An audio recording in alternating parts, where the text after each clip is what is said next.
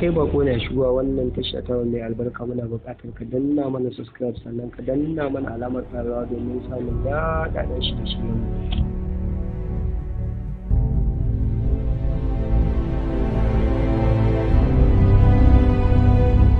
dan kwanan nan an yi wani kes, wani ya kira ni a waya ya ce malam matata mun rabu da ita shekara 19 da rabuwanmu da ita, muna da yaya 3,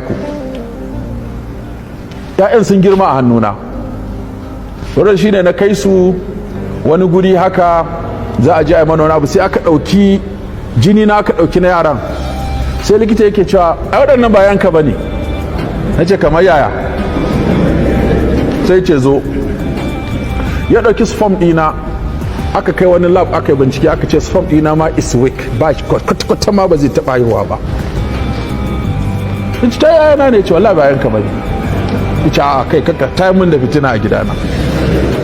aka tafi England suka tabbatar, sai da suka je manyan asibitoci kusan guda 4 a duniya duk suna cewa ba zai taɓa haihuwa ba shi. shi da aka bugo mu waya za a yi. akwai wani babban likita Dr. Nasiru Gwarzo lokacin yana Switzerland, na kira shi a waya na ce kaji abin da aka je homin, nima na je homa.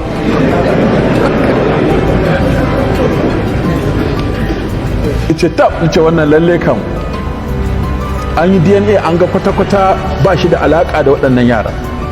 to wannan za a karɓa a musulunci a ce shegu ne? bayan da babu DNA, malikiya, shafi'iya, hanbaliya, hanafiya ba ruwansu don DNA. to ya zo yanzu kuma ana ga kaso 90 ɗinsa da wani abu ma gaskiya ne, ko za a samu kuskuren kaɗan ne. to za a iya amfani da shi kawai. yanzu kana da ɗa kawai shi kenan sai ka ɗebi yayanka yanzu ku tafi asibiti an yi DNA an ga bambanci sai ka kore su ka ce shegu ne, kana tuhumar matarka. DNA zai iya raba aure, ya kori gado, ya kori 'ya'ya, ya mai da su shegu, ko ya za a yi? kaga wannan shi ma abun bincike ne.